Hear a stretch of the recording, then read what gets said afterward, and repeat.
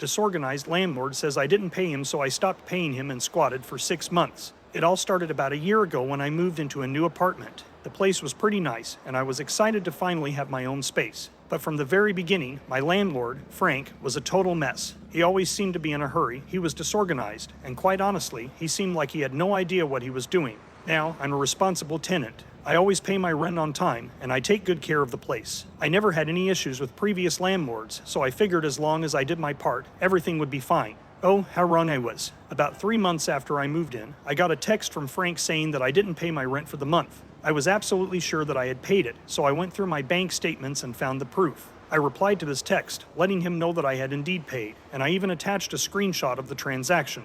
But he never responded. A week later, he showed up at my door, demanding the rent. I was absolutely livid. I told him that I had already paid and tried to show him the bank statement, but he refused to look at it.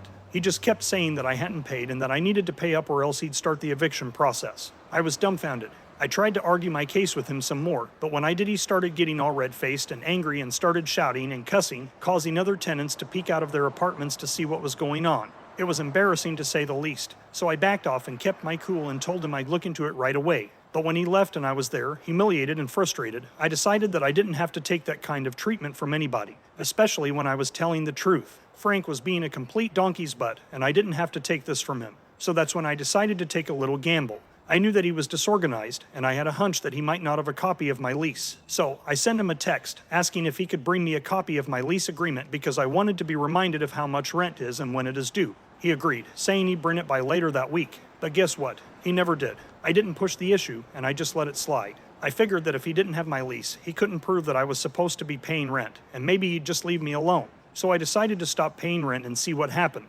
I was already angry with the constant harassment I received from him, and I was ready to fight back. I didn't know how long I'd be able to get away with it, but I was willing to find out. I was nervous all week, waiting for him to show up. And then I guess I just kind of forgot about it all as I got re-immersed back into my regular routine. To my surprise, the first month went by before I realized that I hadn't heard a peep from Frank. No texts, no calls, no visits to demand rent. It seemed like my gamble had paid off, so I continued to live rent-free, still taking care of the place and going about my life as usual. Another month went by, and then another. I was starting to feel like I was living in some sort of alternate reality where my landlord just didn't care about rent anymore. But of course, all good things must come to an end. Around the 4th month of my rent-free existence, I got another text from Frank. This time, he claimed that I owed him rent for the past 6 months. I couldn't help but laugh at the audacity of this guy. He was so disorganized that he didn't even realize that he hadn't bothered me about rent for months, and now he was suddenly demanding 6 months of back rent, even though I technically only owed him for 4 months. I decided to play dumb and asked him to provide a copy of my lease so I could verify the amount and the payment schedule. Frank, once again, agreed to bring it by, but surprise, surprise, he never showed up. I was starting to think that he really didn't have a copy of my lease, and that was the reason he couldn't produce it. So I continued my rent-free living, waiting to see how long I could keep this up. During the 5th month, I didn't hear from Frank at all. I was starting to think that maybe he had given up and just accepted his losses. But then, just as I was beginning to feel like I was truly untouchable, the inevitable happened.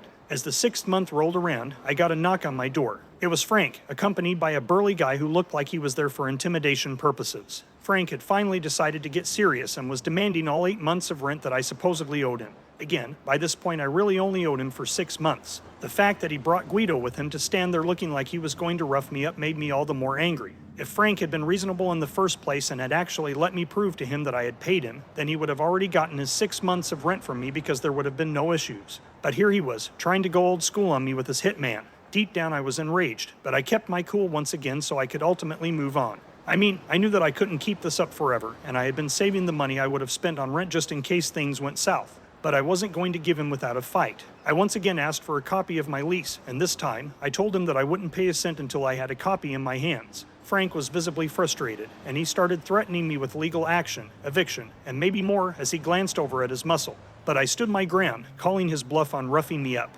Who really does that these days? And then I confidently reminded him that without a lease, he wouldn't have much of a case in kicking me out. The burly guy with him was clearly getting antsy too, but he didn't do anything other than shoot me a few menacing glares. Finally, Frank left, promising that he would return with a copy of my lease and that I would be sorry when he did. I wasn't sure if he was bluffing or if he had finally managed to find it, but either way, I knew my time was running out. A week later, Frank showed up at my door again. This time, he didn't have the lease. Instead, he looked defeated and sad. He begged me to pay the rent I owed him, saying that he was in a financial bind and really needed the money. Though he didn't deserve it, seeing him like this made me want to cut him some slack. I told him I'd stop by his office later that week to pay up. But deep down, I knew I couldn't stand the landlord drama anymore, so I started making plans to move out. Over the next few days, I found a new apartment and began packing my things. I was ready to put this whole mess behind me and start fresh in a new place. On the day I said I'd pay Frank, I swung by his office with a check, but only for 1 month's rent. When I handed it to him, I could see the relief on his face, but as he looked at the check, he began to look angry.